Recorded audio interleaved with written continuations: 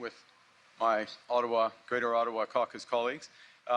This place is a temple, veritable temple to the ingenuity and drive that has built our great country.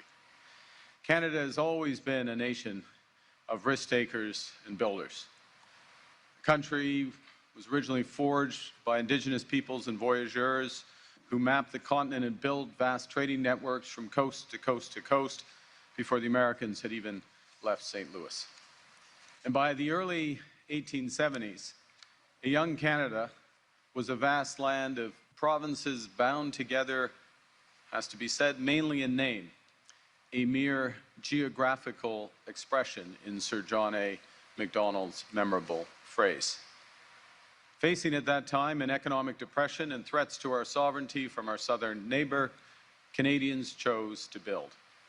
And the Canadian Pacific Railway became the connective tissue of a new country, the iron spine from east to west, expanding Canada and bringing British Columbia into Confederation.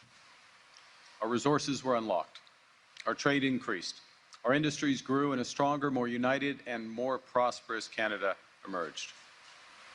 The CPR itself, Canadian Pacific Railway, became one of the most profitable enterprises in the British Empire, and its founders, Lord Mount Stephen and Lord Strathcona, numbered amongst its wealthiest people.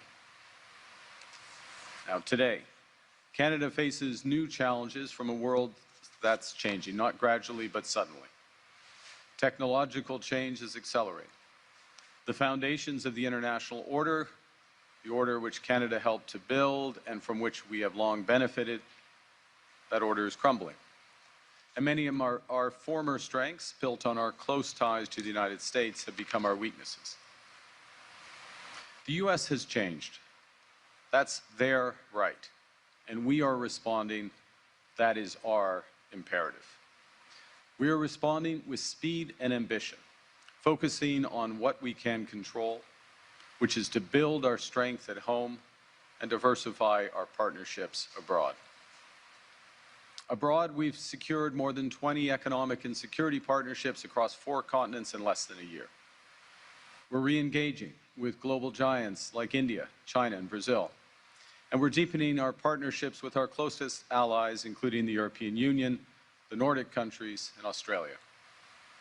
As a result, we're attracting the strongest investment in the G7. And we're on track to double our non-US exports within a decade. That's $300 billion of new orders for Canadian resources, goods, and expertise. At home, we're catalyzing a series of nation-building projects in energy, trade, critical minerals, transport, data, and beyond.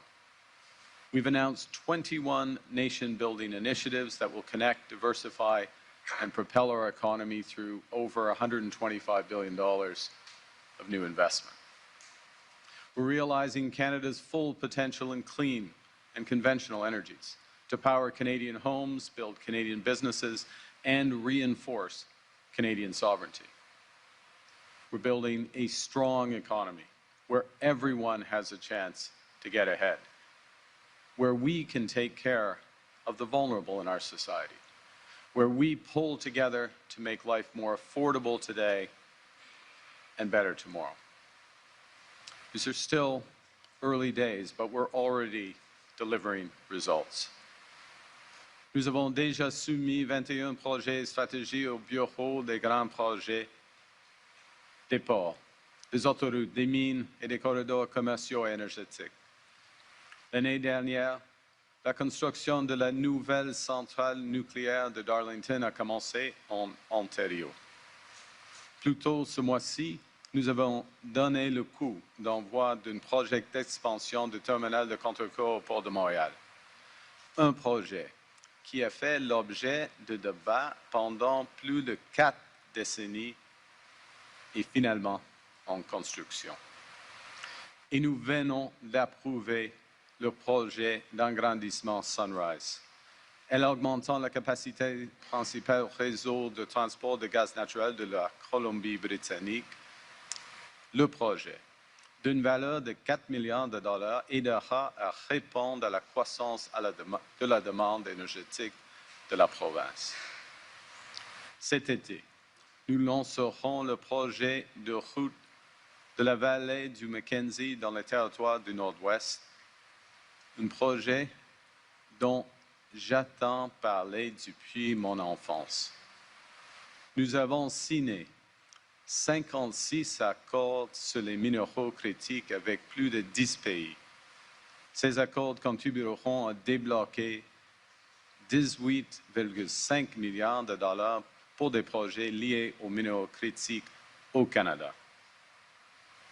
Et on ne fait que commencer. Nous réalisons des projets à travers notre vaste territoire. Les installations de GNL en Colombie-Britannique, aux mines de la Saskatchewan, du Québec et du Nouveau-Brunswick, en passant par une nouvelle ligne de train à très grande vitesse reliant Toronto à Québec, ainsi que le premier grand projet d'éolien en mer du Canada au large des côtes de la Nouvelle-Écosse. Tomorrow, the Minister of Finance will release our first spring update. And it will show how Canada's new government is combining responsible fiscal management with new measures to ensure that all Canadians can participate in building a more independent and a more resilient Canadian economy.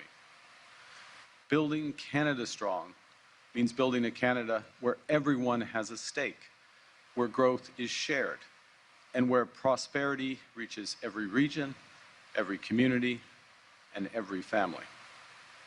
So today, we're proud to announce a new pillar of our plan, the Canada Strong Fund, Canada's first national sovereign wealth fund.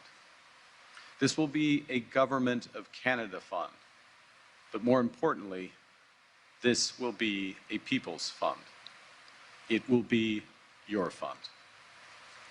Le nouveau gouvernement du Canada a créé un nouveau fonds souverain qui investira dans de grands projets ambitieux canadiens, des projets dans le domaine de l'énergie, de l'infrastructure, des mines, de l'agriculture et des technologies, aux côtés d'investisseurs privés. Et pour la première fois dans l'histoire du Canada, les Canadiens et Canadiennes ne se contenteront pas juste de contribuer à la réalisation de ces projets. Ils bénéficieront directement de leurs retombées. Le Fonds pour un Canada fort permettra de bâtir de façon stratégique, en partenariat